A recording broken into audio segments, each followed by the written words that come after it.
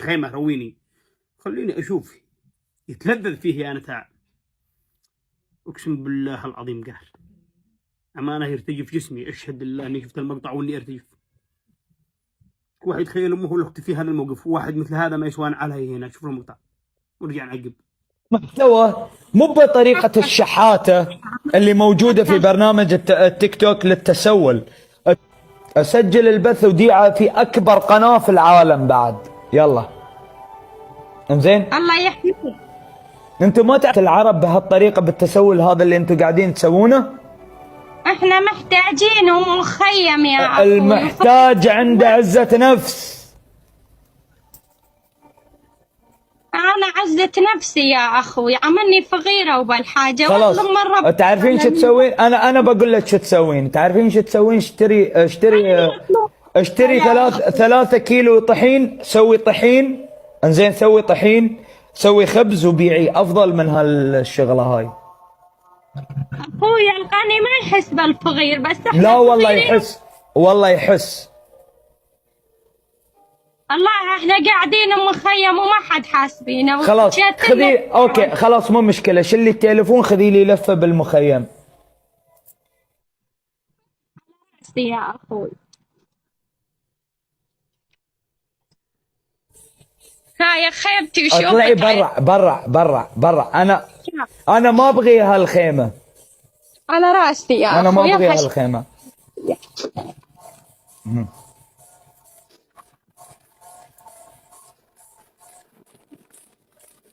هذا المخيم اللي عايش بيه يا اخوي.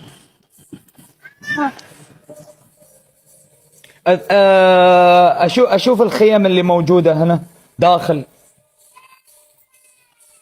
ها؟ اشوف الخيم اللي موجوده هنا. على راسي. ها هاي شفتوا؟ الله أكبر، صدقت يا الحق. هاي شفتوا على كمية قهر وكمية نذالة في هذا الشخص، وكمية سفاهة وكمية سفالة وكمية انحطاط. يقول لها أنت طلعت تشحتين. إيش مطلع أبوك أنت؟ طالع تقرأ ياسين؟ طالع تخطب الناس الجمعة في التيك توك؟ شحات ابني شحات. إيش طلع أبوك؟ إيش طلع أبوك التيك توك أنت؟ طالع تشحت وطالع تدور دعم.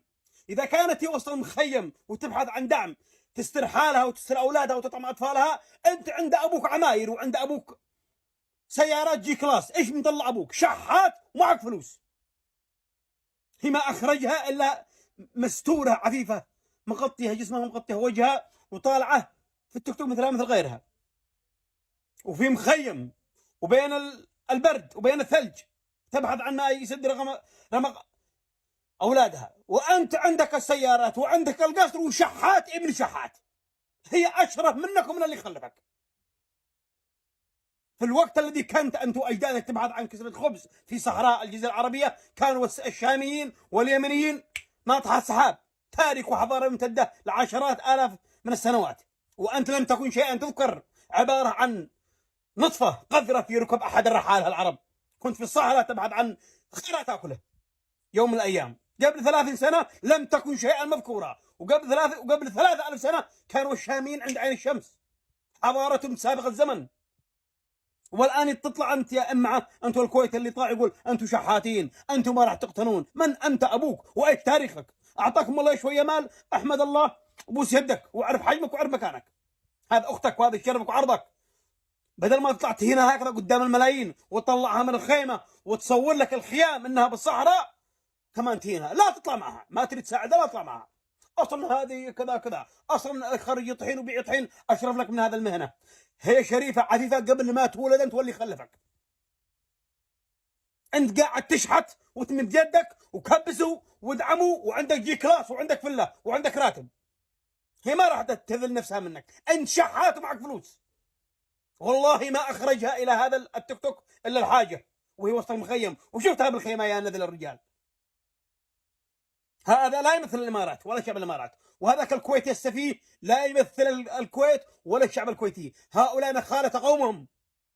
هذا يوم هذا ما شافوا السوري كيف يعانوا، ما شافوا السوري كيف هو أطفاله بين البرد وسط المخيم وسط الثلوج، وهذا قاعد من دولة إلى دولة، وكمان يستهزئ بالناس يقول أنت ما راح تقتني، وهذا سفيه يقول له أنتم شحاتين. أبوك على أبو وصلك، سفيه قليل الأصل.